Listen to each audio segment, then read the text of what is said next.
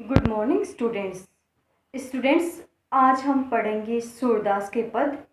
तो सूरदास के पद पढ़ने से पहले हम जानेंगे सूरदास के जीवन परिचय के बारे में। उनका जन्म कब हुआ, उन्होंने अपने जीवन में क्या कर्म किए, कौन सी रचनाएं रची और साथ में उनकी मृत्यु कब हुई। और इसके पश्चात पढ़ेंगे हम ये सूरदास के पद।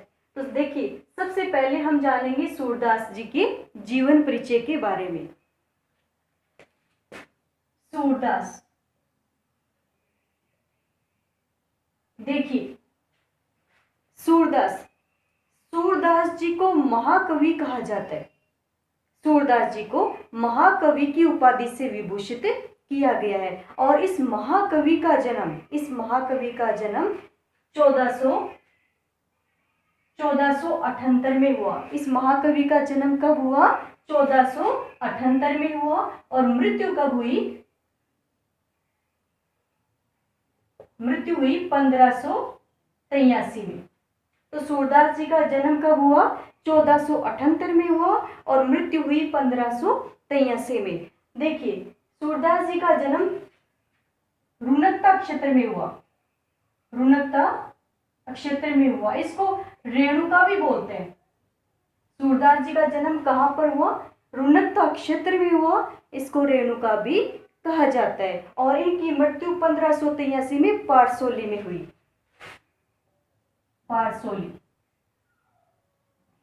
पारसोली में इनकी मृत्यु हुई थी। देखिए, सूरदास जी जन्म से नेत्रहीन थे।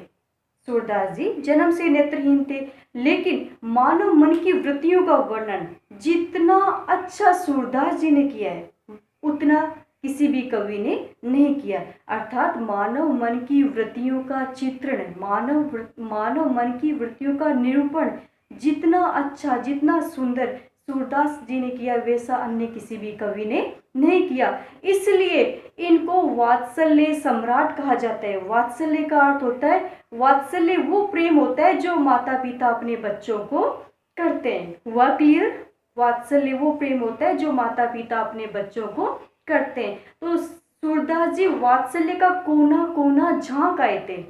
अर्थ यह कि सूरदास जी ने वात्सल्य के प्रत्येक अक्षर पर लिखा है। और साथ में अन्य जो कवि वो सूरदास जी की जूठन का ही प्रयोग करते हैं। कहने का मतलब ये कि सूरदास जी ने प्रत्येक विषय को अपना आधार बनाकर काव्य रचना की है। और जैसे कि दूसरे कवि इनकी जूठन का प्रयोग करते हैं, तो इनका बचा पूचा जितना है उसके बारे में दूसरे कवि लिख रहे हैं। कहने का अभिप्राय है कि सूरदास जी ने प्रत्येक अक्षर में लिखा है। देखिए, सूरदास जी को हिंदी जगत में सूर्य बताया गया है। यानी सूर्य तुलसी शशि उडगन केशवदास, आजकल के कवि खग्योत समझह तय करत प्रकाश। इसका मतलब ये कि हिंदी साहित्य जगत में सूरदास जी को सूर्य के समान बताया गया। जिस तरह सूर्य अपना प्रकाश फैलाता है, उसी प्रकार काव्य जगत में सूरदास जी ने अपना प्रकाश फैलाया। तो हिंदी साहित्य जगत में सूरदास जी को सूर्य के समान माना गया है, तुलसीदास जी को चंद्रमा के समान माना गया है और केशवदास जी को तारों के समान, सितारों के समान माना गया है। और आजकल के कवि खग्योत्सम यानी जुगनू के समान है, जो कभी तो प्रकाश कर देते हैं और कभी प्रकाश नहीं भी करते।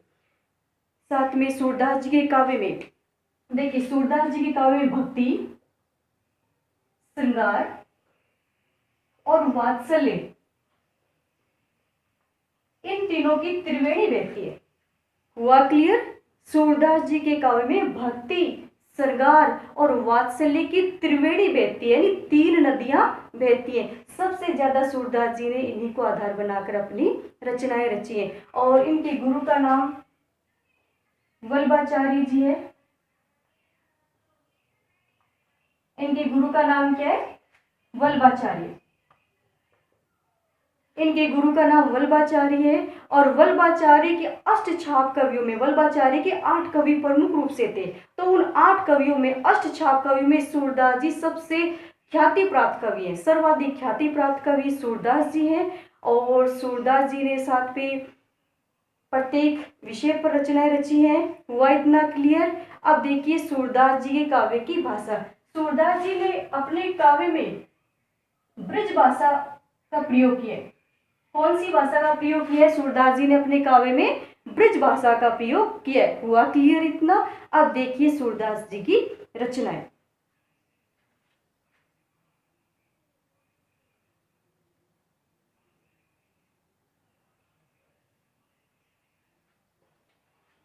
देखिए सूरदास जी ने प्रमुख रूप से 3 रचनाएं रची है।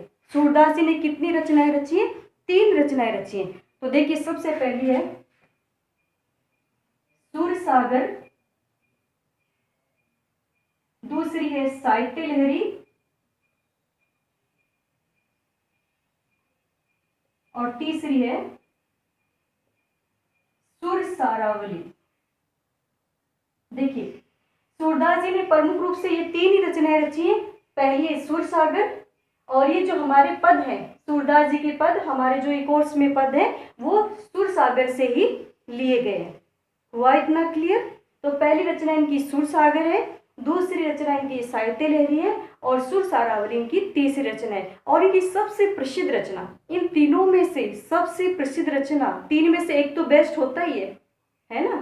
तो इन तीनों में से सुर सागर सबसे प्रसिद्ध रचना है। सबसे प्रसिद्ध रचना कौन सी है? सुर सागर, और इसी के पद हमारे इस पाठ में लिए गए। हुआ इतना क्लियर?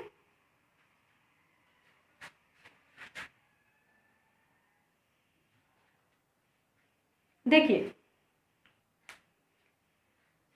अब हम पढ़ेंगे सूरदास जी के ये पद।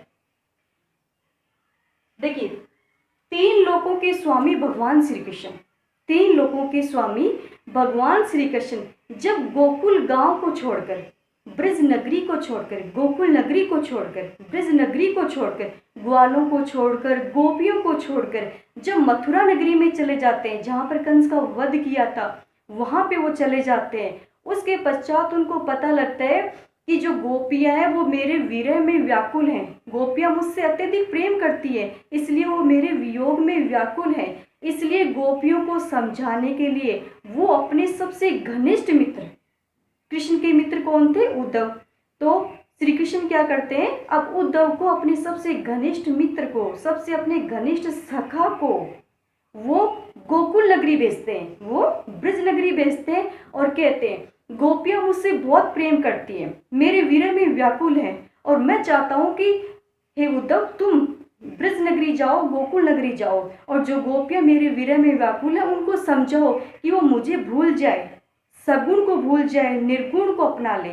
सगुण का अर्थ होता है जिसका कोई रूप है, रंग है, आकार है, उसको क्या कहा जाता है? सगुण कहा जाता है। और निर्गुण किसको कहते हैं? जिसका कोई रूप नहीं, जिसका कोई आकार नहीं, जिसका कोई कुछ भी नहीं है, जो कि शून्य है, उसको कहा जाता है निर्गुण। तो कृष्ण कहते हैं उद्धव को, हे उद्धव गोपियों को जाकर कहो कि मुझे भूल जाए, कृष्ण को भूल जाए, और ब्रह्म योग को अपना ले, ब्रह्म योग को अपना ले, ज्ञान को अपना ले, अर्थात सगुण को भूलकर, मुझे सगुण को भूलकर निर्गुण निराकार ब्रह्म की उपासना में लग जाए, ताकि उनको मोक्ष की प्राप्ति हो जाए। अब उद्धव कृष्ण भगवान का संदेश लेकर ब्रज नगरी आते हैं और गोपियों को योग का संदेश देते हैं। उद्धव खुद ज्ञान मार्गी हैं, खुद उनको बहुत ज्ञान है, तर्कशास्त्री है, उनको कोई तर्कों में हरा नहीं सकता, लेकिन गोपियों के प्रेम के आगे उनको झुकना पड़ता है, उनसे वो तर्क वितर्क नहीं कर पाते। तो उद्धव गोपियों को समझाते हैं कि ब्रह्म को अपना लो, कृष्ण को भूल जाओ, सगुण को भूल जाओ, निर्गुण निराकार ब्रह्म को अपना लो। इसके पश्चात ये सारा योग संदेश सुनाने के पश्चात गोपियां जो उद्धव से कह रही हैं उसका वर्णन इसमें किया गया। देखिए और समझिए। उदो तुम हो अति बड़भागी, अप्रस रहत सने तगाते नाहिन मन अनुरागी, पुरइनी पात जल भीतर तारस दे न दागी, जो जल माह तेल की गागरी बूंद न ताको लागी, प्रीति नदी में पाऊ न बोर्यो दृष्टि न रूप परागी, सूरदास अबला हम बोरी गुरु चाटी जो पागी। उदो तुम हो अति बड़भागी, बड़भागी का अर्थ होता है भाग्यशाली, भाग्यशाली, खुशकिस्मत। तो गोपियां उद्धव से क्या कहती हैं? पहली पंक्ति का अर्थ देखिए, उदो तुम हो अति बड़भागी, अति का अर्थ होता है बहुत। गोपियां कह रही है कि हे उद्धव तुम बहुत भाग्यशाली हो। बड़भागी का अर्थ होता है भाग्यशाली। गोपियां उद्धव से कहती है कि हे उद्धव, तुम बहुत भाग्यशाली हो, तुम अत्यधिक खुशकिस्मत हो, तुम सचमुच बहुत भाग्यशाली हो। हकीकत में तो वो गोपियां क्या कर रही हैं, उद्धव की प्रशंसा करके उन पे व्यंग्य कर रही हैं। कहते हैं ना, किसी की बुराई, किसी की प्रशंसा करके उसकी बुराई कर देना, वो वाली बात इसमें अपन को देखने को मिलेगी। तो गोपियां क्या कहती हैं कि हे उद्धव, हे उद्धव, तुम हो अति, यानी तुम हो बहुत बड़भागी, तुम बहुत भाग्यशाली हो, तुम अत्यंत खुशकिस्मत हो, तुम सचमुच भाग्यशाली हो। अपरस रहत सने तगाते नाहिन मन अनुरागी। अपरस का मतलब होता है मुक्त होना, छुआ न गया हो, छुआ न गया हो। तगा का अर्थ होता है धागा, धागा। देखिए, अपरस रहत सने तगाते, यानी गोपियां क्या कह रही हैं कि हे उद्धव, सने तगाते, यानी हे उद्धव, आप सने की डोर से मुक्त रहे हो। अपरस का अर्थ होता है मुक्त होना, न छूना। हे उद्धव, आप सने तगा, यानी सने की डोर से आप मुक्त रहे हो। अपरस यानी मुक्त रहे हो, अर्थात प्रेम की डोर से आप मुक्त रहे हो। दूसरे शब्दों में कहा जा सकता है कि प्रेम बंधन से आप पूर्णतया मुक्त रहे हो, यानी प्रेम के बंधन में आप कभी नहीं बंधे। ना ही मन अनुरागी, और ना ही आपका मन किसी के अनुराग में बंधा है, अर्थात आपने प्रेम का अनुभव ही नहीं किया है। ना ही मन अनुरागी, ना ही आपका मन किसी के अनुराग में बंधा है, अर्थात ना ही आपने प्रेम का अनुभव किया है। हुआ इतना क्लियर? सने तगा, हे उद्धव, आप प्रेम के धागे से, प्रेम के बंधन से मुक्त रहे हो, प्रेम का बंधन आपको कभी छू नहीं पाया है। ना ही मन अनुरागी, और ना ही आपका जो मन है वो किसी के प्रेम के अनुभव को अनुभव कर पाया है। पुरइनी पात रहत जल भीतर तारस देने दागी। पुरइनी का अर्थ होता है कमलिनी, पुरइनी का अर्थ क्या होता है कमलिनी, और पात का अर्थ क्या होता है पत्ते। देखिए, पुरइनी पात रहत जल भीतर, गोपियां कह रही है कि हे उद्धव, जिस तरह कमलिनी, पुरइनी पात, कमलिनी के पत्ते रहत जल भीतर, यानी कमलिनी के पत्ते जल के भीतर रहते हैं। पुरइनी कमलिनी, पात यानी पत्ते। हे उद्धव, जिस तरह कमलिनी के पत्ते यानी कमल के पत्ते जल के भीतर रहते हैं, तारस देन दागी, लेकिन फिर भी जल उसको स्पर्श नहीं कर पाता है, जल उसको स्पर्श नहीं कर पाता है, जल उसी प्रकार आप भी कमल के पत्तों के समान हो, आप भी कमल के समान और कमल के पत्तों के समान हो। इस प्रेम रूपी संसार में रहते हुए भी ये प्रेम आपको स्पर्श नहीं कर सकता। जो जल माह तेल की गागरी बूंद ने ताको लागी। जो जल माह तेल की गागरी, गागरी का अर्थ होता है कलसी, महा का अर्थ होता है में। जो जल माह तेल की गागरी, गोपियां कह रही है कि जिस तरह तेल की गागरी, वो मटका, वो घड़ा जिसके अंदर भी तेल लिपा होता है, बाहर भी उसको तेल से लिपा गया होता है, जब उसको पानी में डुबाया जाता है तो पानी की एक बूंद उस पर नहीं लग पाती। यही बात यहाँ पर समझाई गई है। जो जल माह तेल की गागरी, तो गोपियां कह रही कि उद्धव, जिस तरह तेल से लिपी हुई गागरी जब पानी में डुबोई जाती है, जल में डुबोई जाती है, तो जल माह तेल की गागरी यानी जल में डुबोई जाती है, तो बूंद ने ताको लागी, ताको यानी उसको, उस गागरी को बूंद भी नहीं लग पाती क्योंकि वो चारों तरफ तेल से लिपी हुई है। उसी प्रकार आप तेल की गागरी के समान है, और ये संसार रूपी जो तेल है, संसार रूपी तेल यानी संसार का जो प्रेम रूपी तेल है, वो आपको स्पर्श नहीं कर सकता है। हुआ इतना क्लियर? जो जल माह तेल की गागरी, जिस प्रकार तेल की गागरी जल के भीतर रहते हुए भी उस जल की एक बूंद भी उसको स्पर्श नहीं कर पाती, उसी प्रकार इस संसार में आप रह रहे हो उद्धव, फिर भी इस संसार का जो प्रेम हो वो आपको स्पर्श नहीं कर सकता। हुआ क्लियर इतना? प्रीति नदी में पाऊ न बोर्यो, दृष्टि ने रूप रागी। गोपियां कह रही है कि प्रीति नदी में पाऊ न बोर्यो, हे उद्धव, आपने प्रेम की नदी में, पाऊ यानी पैर, प्रेम की नदी में स्नान करना तो दूर की बात है, आपने उसमें कभी पैर भी नहीं रखा है।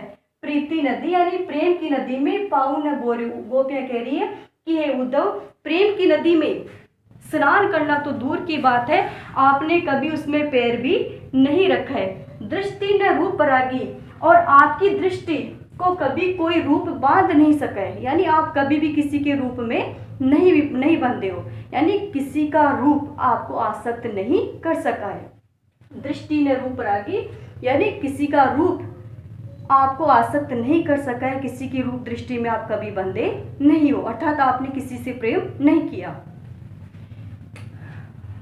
सूरदास अबला हम भोरी, भोरी का अर्थ होता है भोली, गुड़ का अर्थ होता है गुड़, और चाटी का अर्थ होता है चिट्टी, पागी का अर्थ होता है लगना या चिपकना। सूरदास जी कहते हैं अबला हम बोरी, सूरदास जी कहते हैं कि गोपियां कह रही है कि हम अबला स्त्रियां हैं, हम बोली वाली स्त्रियां हैं, इसलिए श्री कृष्ण के मोह पास में फंस गई है, श्री कृष्ण के प्रेम जाल में हम फंस गई है, और हमारी स्थिति तो वैसी है जिस प्रकार एक चिट्ठी गुड़ की मिठास पर गुड़ के चिपक जाती है, गुड़ की मिठास से गुड़ के चिपक जाती है, उसी प्रकार श्री कृष्ण भी गुड़ की मिठास ही है और हम उनसे प्रेम कर बैठे हैं। यानी जो चिट्ठी है वो गुड़ से चिपक कर मृत्यु तक को प्राप्त कर लेती है, उसी प्रकार जो गोपियां वो चिट्ठियों के समान है और कृष्ण भगवान उस गुड़ के समान है, गुड़ की मिठास के समान है। तो जो चिट्ठियां हैं वो गुड़ से लिपट जाती है, मृत्यु को प्राप्त करती हैं, उसी प्रकार गोपियां भी मृत्यु को प्राप्त कर लेंगी, लेकिन श्री कृष्ण से प्रेम करना नहीं छोड़ेंगे। तो इस प्रकार ये हुआ हमारा प्रथम पद। अब हम देखेंगे द्वितीय पद, ये है हमारा दूसरा पद। देखिए, मन की मन ही मांझ रही, कहिए जाई कौन पिउदो नाहिन परत गही, अवधि आधार आस आवन की तन मन व्यथा सही, अब इन जोग संदेशनी सुनी सुनी बिरहनी बिरह दही, चाहती उते गुहारी जिते ते उतते धार बही, सूरदास अब धीर धरई क्यों मर्यादा न लही, मन की मन ही मांझ रही। गोपियां उद्धव को श्री कृष्ण के प्रति उल्हाना देती हुई कहती हैं, गोपियां इस पद में श्री कृष्ण के प्रति उल्हाना देती हुई कहती है कि हे उद्धव, मन की मन ही मांझ रही, यानी हमारे जो मन की इच्छाएं थी वो मन के अंदर ही रह गई, यानी प्रेम का जो मनोरथ था वो हमारे मन के अंदर ही रह गया। मन की मन मांझ रही, गोपियां कह रही है कि हे उद्धव, हमारे मन की इच्छाएं, मन की मनोरथ, प्रेम के मनोरथ हमारे मन के अंदर ही रह गई, अर्थात ना तो हम श्री कृष्ण से प्रेम करने का आनंद प्राप्त कर सकी और ना ही हम अपनी वीर व्यथा, अपनी वियोग की व्यथा, अपने दुख की कहानी उनको सुना सकी। हुआ पहली पंक्ति का अर्थ क्लियर कि हमारे मन के मनोरथ मन में ही रह गए। क्यों? क्योंकि श्री कृष्ण यहाँ से चले गए और ना तो हम अपने मन जो प्रेम है उसका आनंद हम प्राप्त कर सकी और साथ में ना ही हम अपनी वीर व्यथा उनको कह पाई, हमारे मन की इच्छा मन में ही रह गई। कहिए जाई पे कौन पे उद्धो नाहिन परत गई, कहिए जाई कौन पे उद्धो, गोपियां कहती है कि हे उद्धव आप ही बताइए, हे उद्धव आप ही बताइए कि हम किसे जाकर कहें, अपने मन की इच्छाएं किसे जाकर कहें, जिसको कहना चाहती थी वो तो मथुरा नगरी जाकर बस गए। कहिए जाए कौन पे उद्धव, गोपियां कह रही है उद्धव अब आप ही बताइए, कहिए यानी आप ही बताइए, हम अपने मन की इच्छाएं, मन का जो दर्द है, जो वीर वेदना है, किसको जाकर कहें, अपना वियोग किसको जाकर कहें, और जिसको कहना चाहती थी वो तो मथुरा नगरी जाकर बस गया है। ना ही परत गई, यानी किसी अन्य को हम अपने मन का मनोरथ भी नहीं कह सकती, किसी अन्य के सामने हम अपने मन की व्यथा को प्रकट नहीं कर सकती। ना ही परत गई, परत यानी किसी पराये को कृष्ण के अलावा किसी दूसरे को हम अपने मन का मनोरथ भी नहीं कह सकती।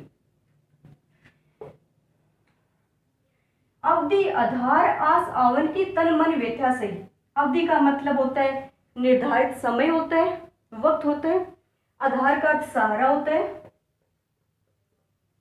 आवन का अर्थ आने की होता है, आस का अर्थ उम्मीद होता है।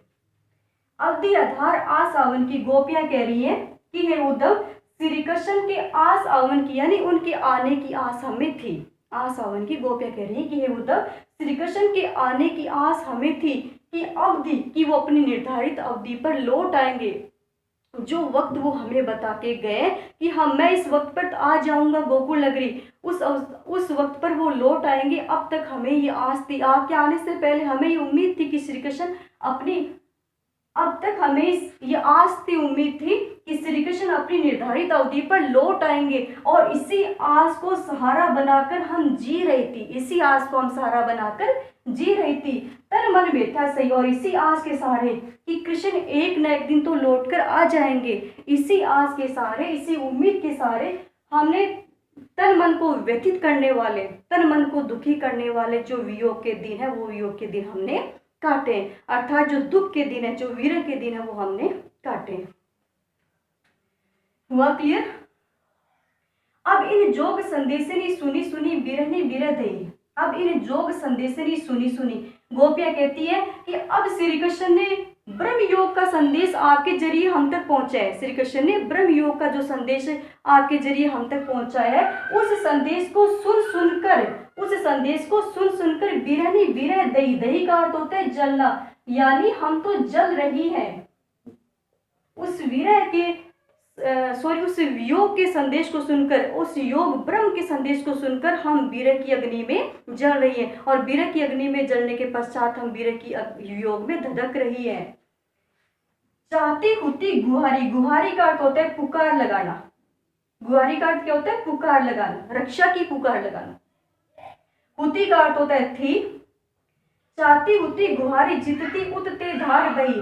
इसमें गोपियां कहती हैं कि हम जिससे अपनी रक्षा की पुकार लगाना चाहते थे, हम जिससे अपनी रक्षा की पुकार लगाना चाहते थे, उतते धार बही, उसने तो योग की धारा हमारी तरफ बहा दी है, उसने तो ब्रह्म योग की धारा हमारी तरफ बहा दी है। गोपियां क्या कहना चाहती हैं? चाहती हुती, हुती का अर्थ होता है थी, यानी जिससे गुहारी जितती थे, जिससे हम अपनी रक्षा की, गुहारी रक्षा की पुकार लगाना, जिस श्री कृष्ण से हम अपनी रक्षा की पुकार लगाना चाहती थी, उतते धार बही, उसने तो ब्रह्म योग की धारा हमारी ओर बहा दिए, ब्रह्म योग की प्रबल धारा हमारी ओर बहा दिए, अर्थात निर्गुण निराकार का हमें उपदेश भेजा है। सूरदास अब धीर धरई क्यों मर्यादा न लई। सूरदास जी कहते हैं कि अब धीर धरई क्यों, धीर का अर्थ होता है धैर्य, धैर्य। सूरदास जी कहते हैं कि अब धीर धरई क्यों, यानी गोपियां कह रही हैं कि अब हम धैर्य कैसे धारण करें। गोपियां क्या कह रही हैं कि हम धैर्य कैसे धारण करें, अब हम अपने आप को सांत्वना कैसे बंधाए।